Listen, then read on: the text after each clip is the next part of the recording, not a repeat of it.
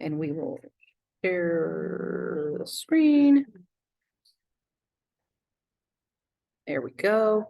Move this sucker out of the way. And where's all my stuff? Here we go. Alrighty. We're only just getting started. Haven't missed anything yet. Okay, so now what I'm gonna do is reinforce that pathway I spent time going over with you and talk about common drugs that either act as agonist or antagonist to epinephrine signaling. And I kept to ones that are, you're gonna see as future nurses. All right, so we obviously, I'm gonna wake up my pen here. All right, come on, pen. You awake? Hello, there we go. Okay, so we obviously talked about adrenergic effects. Oh, I don't like that color. All right, that's epinephrine. And it's adrenergic receptors. All right, so we're talking about the heart. You have one heart, beta 1. Notice it's more complicated than even I'm presenting. It says beta 1 primarily, which kind of hints that there might be other receptors involved. We ain't going there. All right, we're going to keep to the basics. And you're like, this is basic? Yeah, it's basic. If we're talking about the GI vessels, all right, arteries constrict going to the GI system. Alpha, apple. Okay, back down here, sticking with GI, stomach and intestines, alpha, apple. All right, GI, skeletal muscle vessels, arteries. Oops, let me move this, it's in the way. That's always in the way. Okay, arteries dilate. All right, beta 2, best to get away or fight. And now lungs, bronchioles dilate, bronchodilation, beta 2, 2 lungs. All right, so that reinforces that. And there is much more. I've cut out some stuff because it's simply too much. Okay, I'll make sure this clinical app's working. Let me click it, bless you. There it is. Okay, so that is up and working. So if someone has got a heart that's acting as an inefficient pump, maybe they've got congestive heart failure, something like that, you want to actually increase what's called cardiac output because the heart's not quite keeping up pace. You can give them a drug that acts as an agonist to the beta 1 receptor on the heart, stimulates the receptor directly. A beta 1 agonist is called dobutamine. And when I think of dobutamine, I think of it makes the heart, come on, heart beat faster. And I just came up with that because it just came up off the top of my head. Dobutamine makes the heart beat faster. All right, so it does increase heart rate, which increases the amount of blood the heart pumps out. So it's good for patients with heart failure. Like, what do you do when the patient's heart is no longer functioning and they're on a transplant list? You got to supportive care them so that their heart can kind of keep going while they're waiting.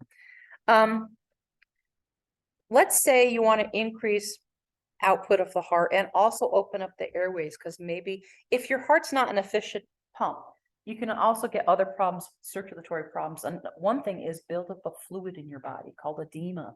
Has anyone ever heard of that? Edema with heart failure? Fluid leaks out of your circulatory system and gravity makes it pool in your legs, your feet and legs can swell. You can actually get fluid pooling up in your lungs, things like that. And there's treatments for that. But if you want to increase cardiac output to kind of help with this and open up your airways wide, there is a beta 1 agonist for the heart and also is a beta 2 agonist on your bronchioles. It's called isoproterenol. And I don't have a good thing to remember that by. And if you guys are creative and come up with something, please let me know. But it increases heart rate and opens up your airways if your patient's got problems. Now, this agonist is just a beta 2 specific agonist that causes bronchodilation for people with respiratory problems, like example, asthma. This is the emergency inhaler. Anyone familiar with what the drug is that the emergency inhaler contains? I'll start it out.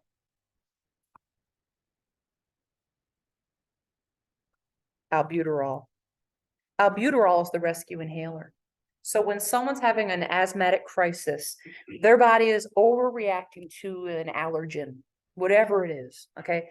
Dr. Pryor, who's my husband, when we were undergraduates, we didn't have insurance, health insurance or anything. And we rented this crappy apartment. It's called Sun Bay Apartments. I called it Slum Bay, and it really was. And it had this old carpet in it, and all the sources of allergens that were trapped in that carpet. He had to have asthma every night. And not having good health insurance, all he had was his rescue inhaler. And it does open up your bronchioles so you can breathe. But as future nurses, if you have a patient come in that has asthma and they're only using a rescue inhaler, like Dr. Fryer was, you got to talk to them, because that's going to fail. And eventually the rescue inhaler stopped working, which is what happened to Dr. Pryor. Eventually it was not working. He'd wake up in the middle of the night, use the inhaler, and his airways weren't opening up. Like lots of medications and drugs. Eventually your body builds a tolerance to it and it stops responding to it. A rescue inhaler is just for emergencies. It's not for everyday use. If your patient's doing that, you got to talk to them. You also must be on everyday anti-inflammatories to keep the inflammation down so that you don't get a respiratory crisis. But anyway, albuterol is an emergency rescue inhaler, but it shouldn't be the only treatment for asthma. All right. Okay, so those are 3 types of agonists to adrenergic receptors. Now let's talk about blockers. So one of the first blockers formulated to treat high blood pressure was propranolol. Bless you. A lot of these blockers end in olol. It blocks both the beta-1 receptor on the heart and the beta-2 receptor on your bronchioles. Now, it will block by blocking the beta-1 receptor, decrease heart rate and blood pressure, and that's what you want to accomplish. But if your patient also has respiratory problems, asthma, COPD, COVID, pneumonia, any respiratory complications, do not give them, or make sure if you see it on their chart as being prescribed for them, they don't get it, because it's contraindicated in people who have high blood pressure and respiratory problems, which means don't do this in this patient, because you'll bring their blood pressure down, but you'll drive them into respiratory crisis, which is all right. So it's okay. It's okay for patients that have no respiratory problems. If they have respiratory problems, don't give them this drug, because blocking the beta-2 blocks your adrenergic receptors on your bronchioles, and they will constrict. And you don't want that in a patient with respiratory problems. If you have a patient with respiratory problems, you give them a beta-1 specific blocker called atenolol, which was developed later. It blocks just the beta-1, and so you'll bring down heart rate and blood pressure with no effects on the bronchioles. It won't block the beta-2 receptor. So this is for people who have high blood pressure with respiratory problems. Bring the blood pressure down, don't drive them to respiratory crisis. All right. So when I think of atenolol, I think of the word attenuation. And the word attenuation means you modify something. Like vaccines are often attenuated. They're made specific to a certain strain of virus. So I think of atenolol, I think it's been attenuated. It's been made specific to a receptor. And that's not why they call it atenolol, but my brain goes there because it helps me. All right. Now, just know that. Extra detail, don't write this down because it'll confuse you. You must dose patients to the correct milligrams per kilogram of body weight. If you overdose someone with atenolol, it will go after the beta-2 receptor and block it. So it's very dose specific. All right. But welcome to a prelude of nursing pharmacology. Okay. But these are all very common drugs. Of course, high blood pressure treatments. Oops, wrong way. High blood pressure treatments. These are common drugs. Okay. Rescue inhaler, common drug. Dobutamine, common drug. I don't know how common isoproterenol is, but I included it. Okay, now we've got some other amino acid neurotransmitters, and then we'll be able to get into chapter 4, part 2 today. Glutamate, glycine, GABA. Great, more G words. Okay, all right. So glutamate is always excitatory. All right, from that table. Remember in the taste lab, we had MSG, stands for monosodium glutamate. It's one of the ones that's regulated by glial cell removal. Remember I said that's a very uncommon removal method. And excess glutamate has been associated with Alzheimer's and even Parkinson's. Alzheimer's also influenced by loss of acetylcholine. Parkinson's is influenced by loss of dopamine. But glutamate is becoming important in these treatments. All right. Okay. Glutamate is stimulatory. I don't have a way to remember that. But anyway, glycine is inhibitory in the spinal cord. So when I think of glycine, it is, well, let me say, serine, like glycine in the spinal cord. Notice all the S sounds. Okay. What does the word serene mean? If you're serene, you are calm. All right. Serenity, serene. Serene like glycine in the spinal cord. Glycine inhibits skeletal muscle activity from the spinal cord. We'll get to that. GABA, is inhibitory in the brain. So remember I talked about GABA when I talked about atropine. Sorry, no, wrong. When I talked about Valium, yes. Valium stimulates GABA. Valium is a muscle relaxant. It's relaxing muscles from signals in the brain. It also quiets your brain down when you're in deep sleep. So Valium kind of makes you really relaxed, all right? But it works through GABA. Okay, so glycine. I'm done talking about glutamate. Everything you need to know about glutamate was on that slide. Glycine is inhibitory in the spinal cord, serine like glycine in the spinal cord. And here's how it works. So we know skeletal muscles are contracting in response to motor neurons secreting acetylcholine, which binds to nicotinic cholinergic receptors on your skeletal muscles, which opens up sodium channels, which makes your muscles relax. So if I want my biceps to contract, all right, it's being stimulated by motor neurons. Simultaneously, from your spinal cord, an inhibitory signal is being sent to the opposing muscle group, the triceps brachii, and inhibits it from contracting. So it's not fighting the biceps action. Every time you contract the muscle, like if I do this, I'm using my hamstrings, right? While a nerve is stimulating these muscles to contract, an inhibitory signal by glycine is going to my quadriceps to make it relax. It doesn't fight this movement. So every time a muscle is being stimulated, inhibition of the opposing muscle group is happening through glycine. All right. So that's definitely new to anatomy. I've got an application, strychnine poisoning. Obviously, in the veterinary world, I was familiar with that. People throw bait, food, poisoned with strychnine, and it kills animals. It can certainly kill a person. Strychnine inhibits glycine relaxation of muscles, especially your diaphragm.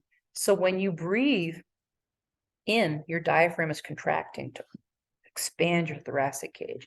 And then to be able to exhale your air, you have to relax that diaphragm with glycine. If you've got strychnine in your body, the diaphragm can't relax. So you can't exhale air, which means you can't take in new air. You can't exhale at all. You die from asphyxiation, which is pretty horrible. Okay. GABA is inhibitory in the brain. So when I think of GABA, I think the B, I think in the brain. All right. It inhibits skeletal muscles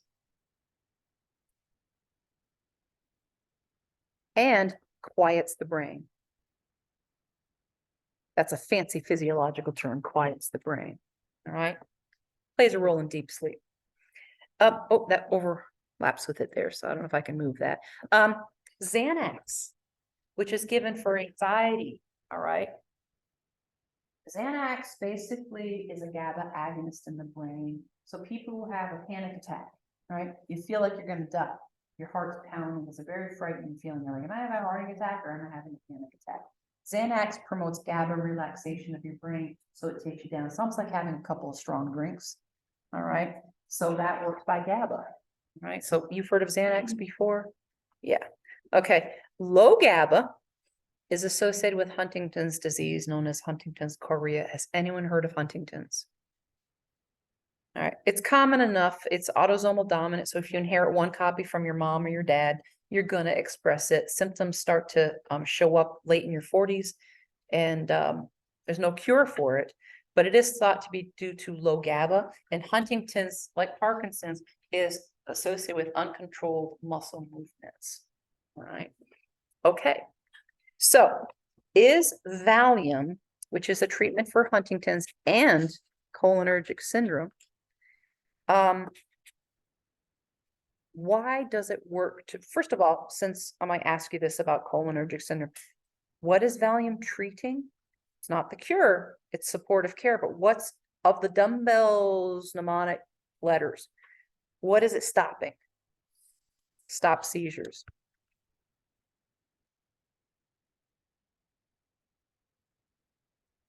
Which is basically like hypertonia. And Huntington's, it quiets the skeletal muscles and stops the herky-jerky movements. Okay, we're down to one last neurotransmitter, and then we're going to move on. Okay, nitric oxide. So nitric oxide and sex. I'll wake you up a little bit this morning. So when there's sexual arousal, all right, it causes nitric oxide production in the corpus cavernosa of the penis. And ladies, not to leave you out, it causes the same nitric oxide production in the clitoris, which has erectile tissue just like the penis does. Okay, the nitric oxide, I'm going to cross off this because it's too much, activates cGMP, which is a second messenger. The cGMP is the important thing. cGMP causes vasodilation in penile arteries. Blood enters the penis in that corpus cavernosa. Blood is now trapped in a confined space, and fluid trapped in confined spaces, based on the law of fluid dynamics, causes tremendous pressure, and that's what causes the erection. It's like a hydraulic event. You know how they're doing construction down here on campus, and they've got all this big equipment, track hose, and they got the big arm with the bucket on it. That's all hydraulics, and it's controlled by fluid trapped in confined spaces that builds up pressure. So an erection is a hydraulic event. All right, so you get an erection because the cGMP causes the arteries to open up the penis, bringing blood in. Now, when after ejaculation or after the sexual stimuli goes away, got to stop the erection.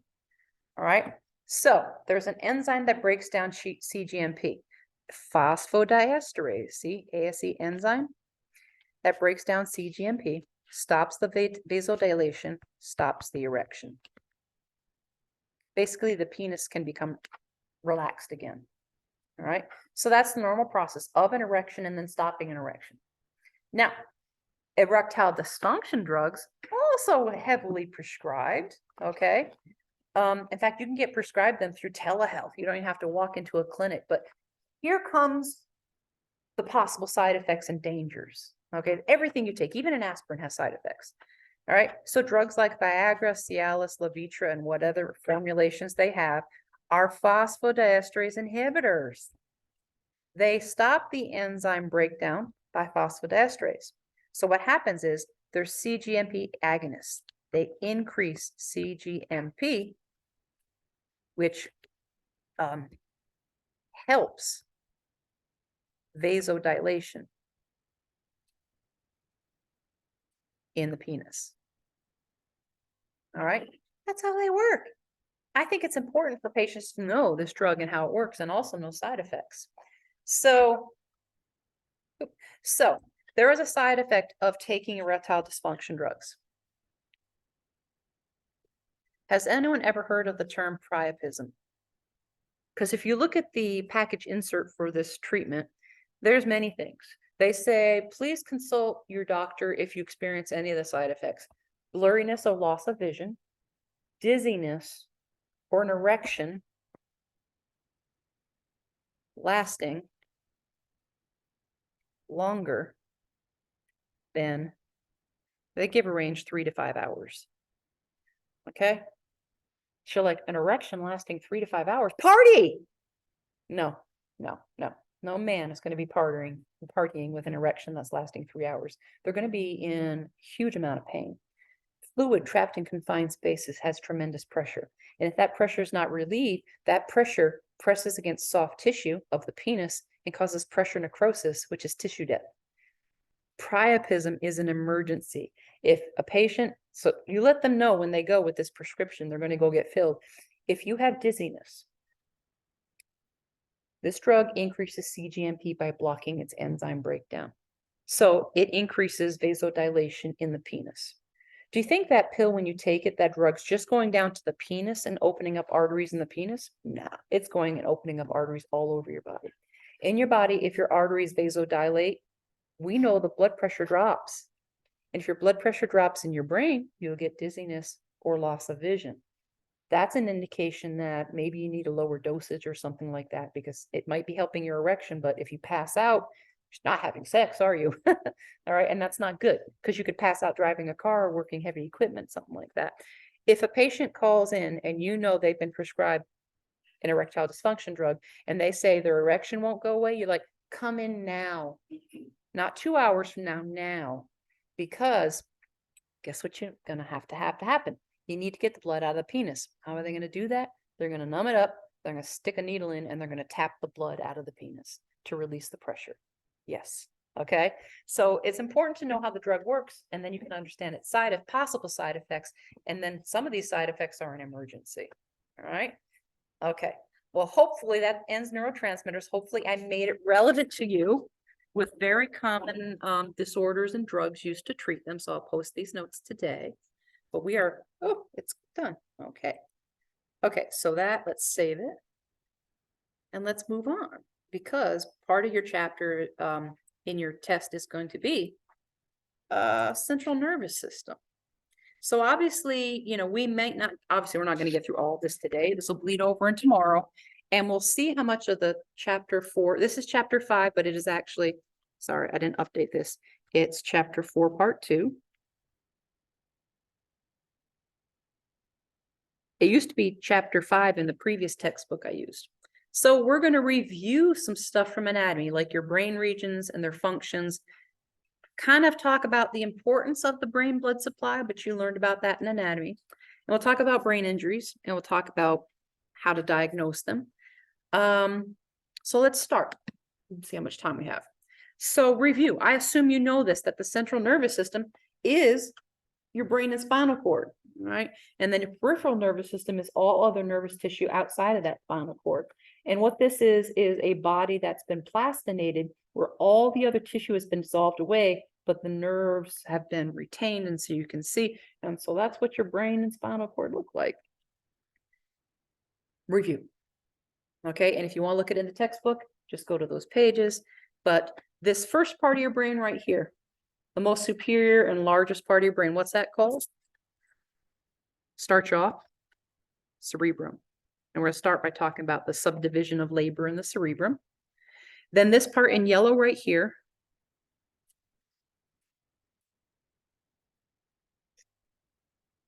diencephalon. And then this part right here is midway in the brain, midbrain.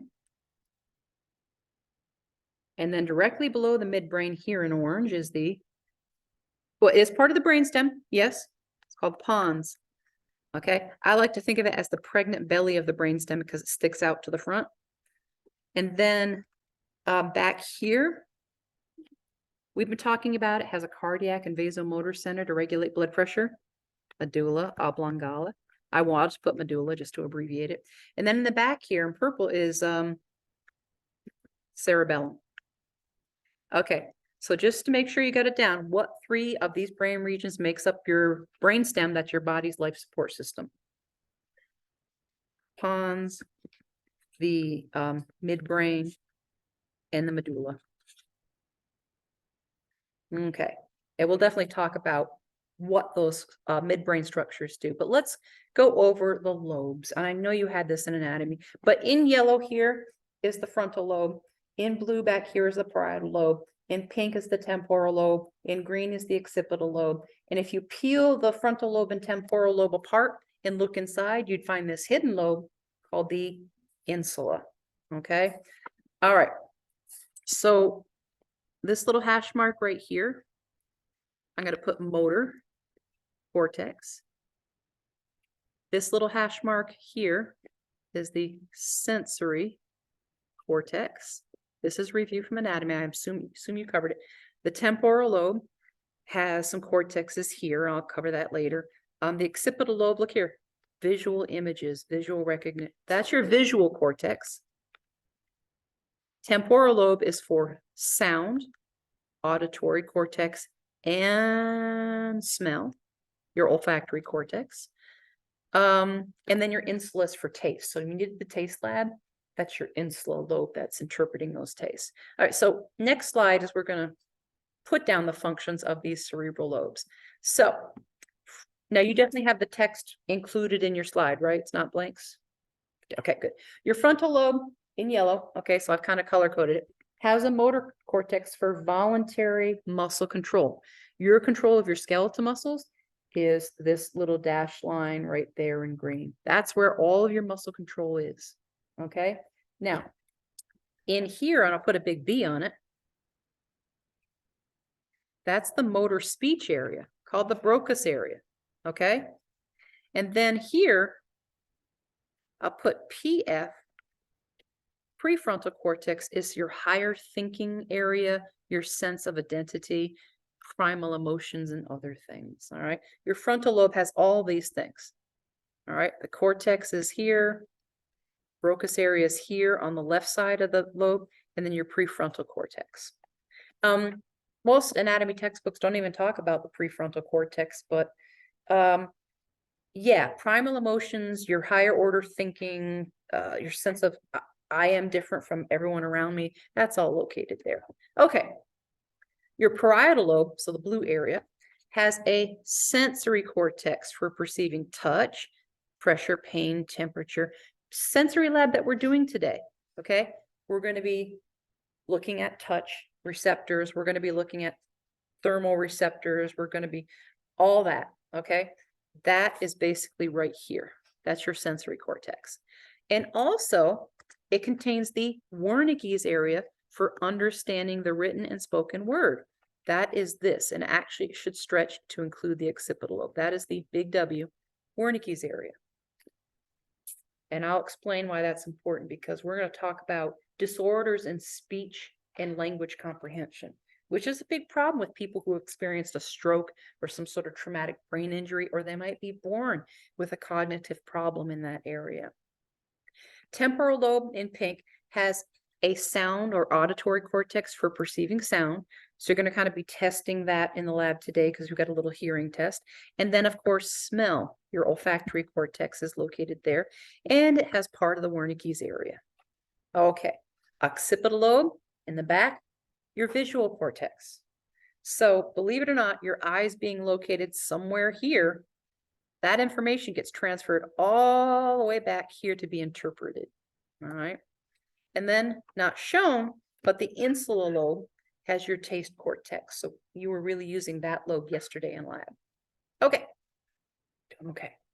Now, did you cover these subdivisions of the cerebral lobes? And okay, that's pretty classic. Okay, now all you have to know here is vocab. So this is the anterior part of the brain. All right. This is the posterior part back here. And the yellow line is basically where your motor cortex is located in the frontal lobe. All right. So in yellow. It's called the precentral gyrus because the central sulcus is this black line. That's a gyrus, basically. Go back. Precentral means before the central sulcus. It is your motor control area for voluntary movement. And all that is, it's a brain map of motor control of your body. All right. So if someone experiences brain damage from an accident, a stroke, or who knows what, here is the brain right here. Okay. Here is the longitudinal fissure.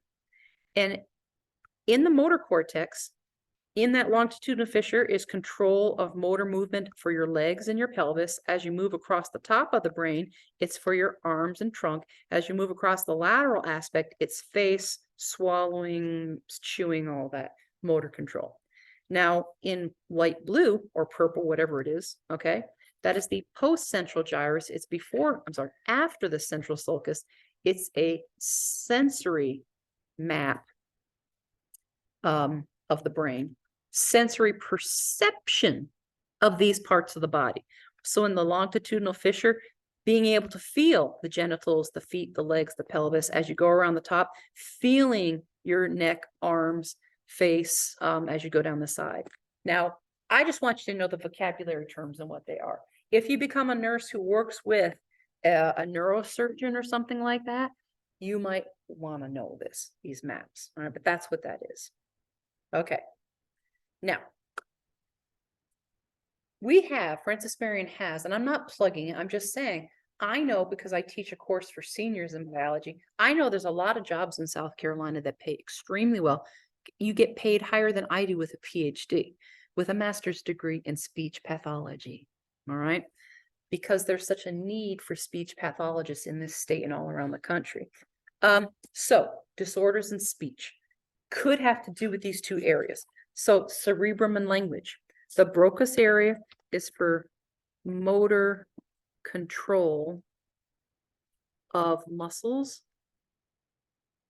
or speech.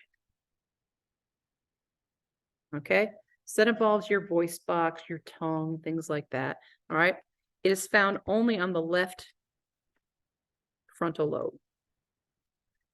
So the left side of your brain handles language functions. You don't have a matching right side. So if there's damage to that one area, there's no matching right-hand side to compensate for you. So it's a problem. Now the Wernikes, I'll put a big B for the Brocas and a big W. I like this diagram because it shows, come on, pen, that it involves the parietal, the temporal, and the occipital lobes. The Wernikes area, come on, pen, is the area for understanding the written and spoken word. So it's a language comprehension.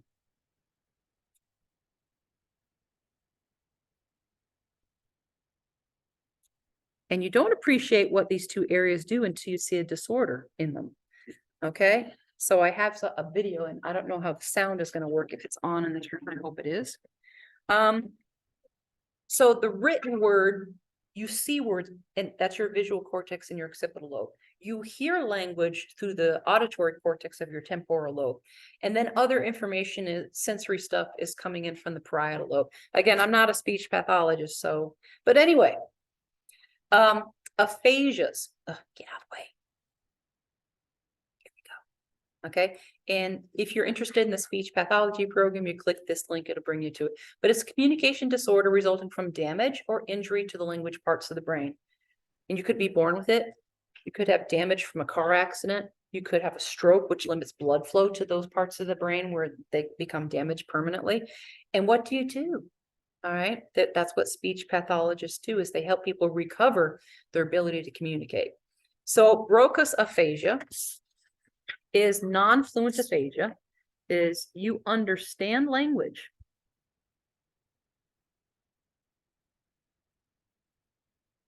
but have difficulty speaking.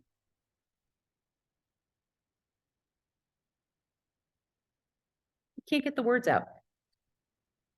That's why it's called non-fluent. You're not fluent in your speech. You're not getting the words out. Stuttering, okay, is thought to be a Broca's aphasia. And people with therapy can overcome stuttering, all right? Okay, so here's where I want to see if, make sure my volume's up, if the sound in the room is going to work. This is a patient who has Broca's aphasia. I don't know what the volume is going to be like. We might have an ad.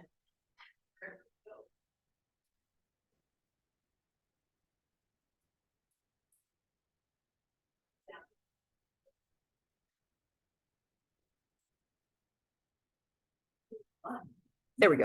Skip ad. Skip ad. Nope, skip.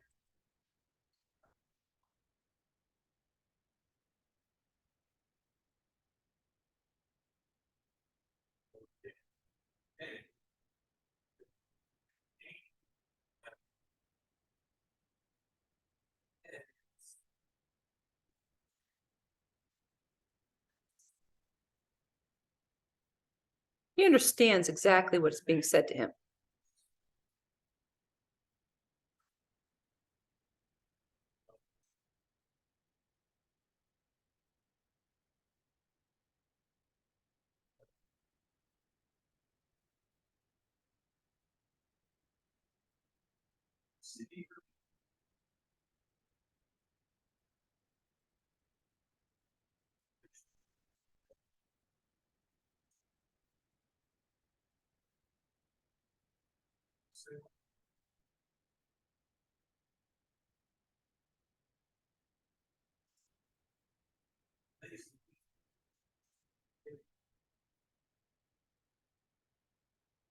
I don't know why I keep saying iPad.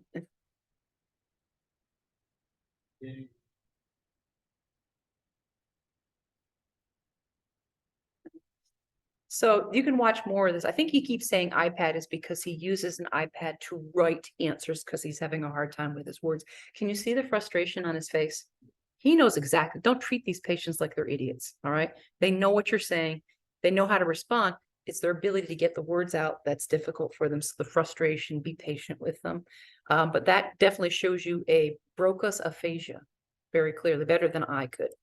Now, Wernike's aphasia is called fluent aphasia because you can speak easily,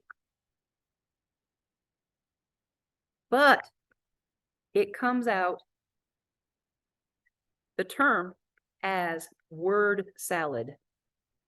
The way you put your words together makes no sense. All right. You have a problem understanding, problem with language comprehension.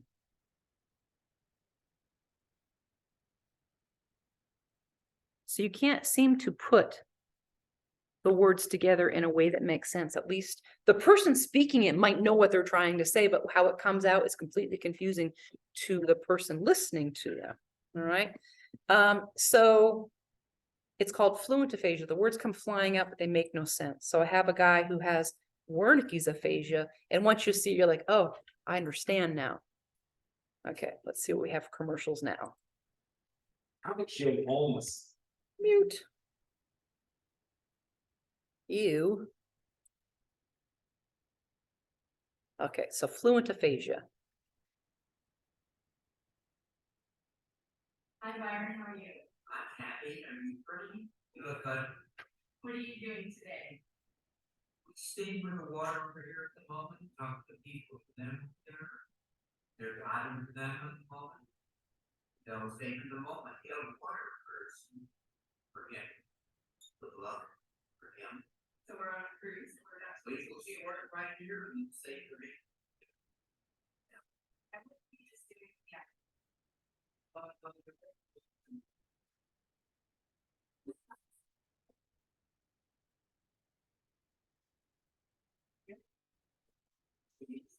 Shake hands with him. With honest minds. We're off of that. Other people are working with that then.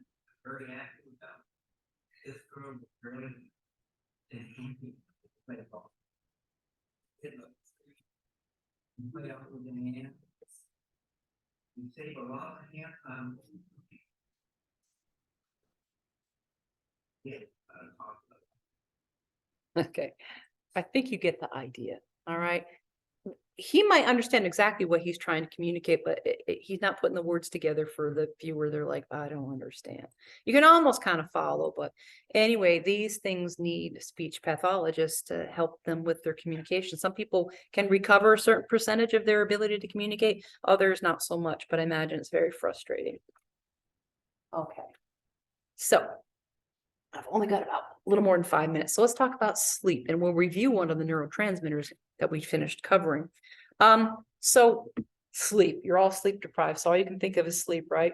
When I was a college student, all I wanted was to sleep. My mom's like, come home, do laundry. You want to make you something to eat? No, leave me alone. I just want to sleep. That's all I want. So you spend about 80% of your sleep in non-REM, rapid eye movement. Some of us, that is a short period of time. Like my husband, his head hits the pillow and he's gone. I'm like, how can you do that? It takes me a good hour or so before I could quiet my brain enough to fall asleep. So when you're in deep sleep, it's rapid eye movement, REM. That's about 20% of your sleep. And you kind of cycle in and out from non-REM to REM through the night. But when you're in REM, it's classified as rapid eye movement. And your limbic or emotional brain is wide awake. You ever been dreaming and you laughed or you cried, or that's completely active. But what your body does, it inhibits things that could cause you harm when you're unconscious. So you have GABA inhibition of skeletal muscles, so that when you're in deep sleep, you don't get up and walk away.